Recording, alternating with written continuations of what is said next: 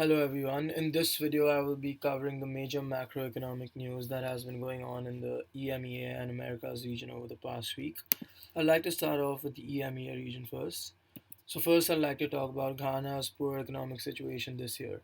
Inflation in Ghana has reached around 40%, which is a 21-year high, and debt servicing is expected to take around 47% of its revenue this year.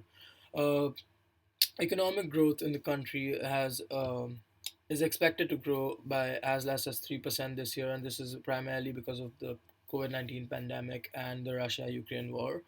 Although Ghana's president has stated that it can still meet its debt repayments, talks have begun to receive a loan from IMF of around $3 billion. Um, Lastly, the Federal Reserve's tightening of its monetary policy has led to an increase in the cost of goods in import heavy countries.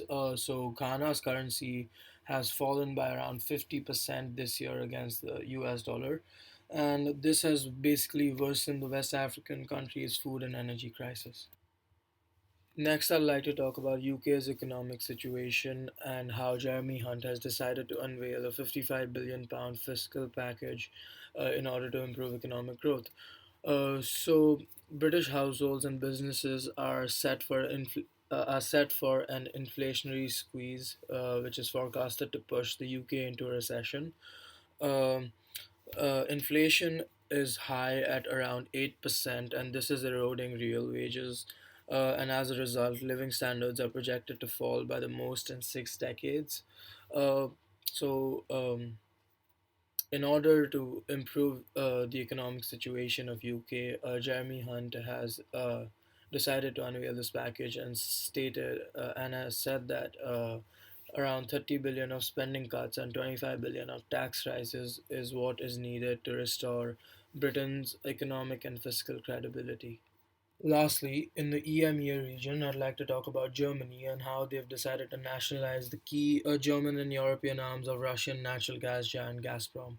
By doing this, they've decided to spend more than 13 billion euros to shore up the business. There has been a rise in oil and natural gas prices due to the sanctions imposed on Russia's oil and gas imports. Uh, by nationalizing Germany's guaranteed energy supplies and further development of its energy infrastructure. However, one of the consequences from the nationalization is that Germany will experience a rise in taxation, which will basically lead to the rate of economic growth within the nation being inhibited. I would now like to move on to the Americas region. So, first, I'd like to talk about bottlenecks in the US supply chain and Californian ports. So, USA imports vast volumes of goods and services, which total to around $2.5 trillion in 2019. And these imports primarily come from overseas. An example of this is China. USA imported around $450 billion worth of goods from China back in 2020.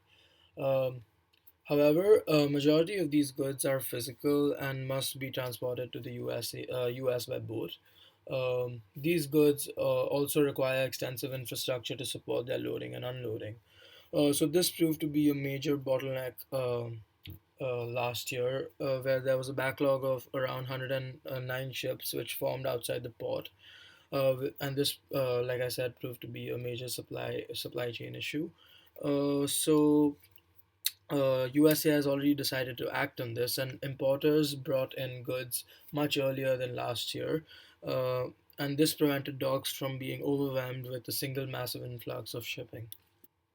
Lastly, in the Americas region, I'd like to talk about gasoline prices and how they're falling fast across the US, except in one place, which is New York. An example of falling gasoline prices is in LA and California, where wholesale fuel prices have fallen by 60 cents per a gallon. These falling prices will be beneficial as it will reduce cost push inflationary pressures that many producers passed on to the consumers. Um, like I said, New York, gasoline prices in New York are still high, and this is due to several factors, um, which include the Russia-Ukraine war, which basically led to less availability in oil. Moreover, there have been pipeline constraints that is restricting supply to the East Coast, And New Yorkers will also have to pay more when state resumes the gasoline tax. Um, so, as a result of these factors, producers are forced to pay a premium of 20 cents per gallon extra to be shipped. And this is because logistics cost to transport the oil are pretty high, as their local source has been fully booked. Thank you guys for watching this brief summary video of what's been going on in the EMEA and Americas region over the past week. Please do follow our social media pages as shown up on the screen above, and hope to see you soon.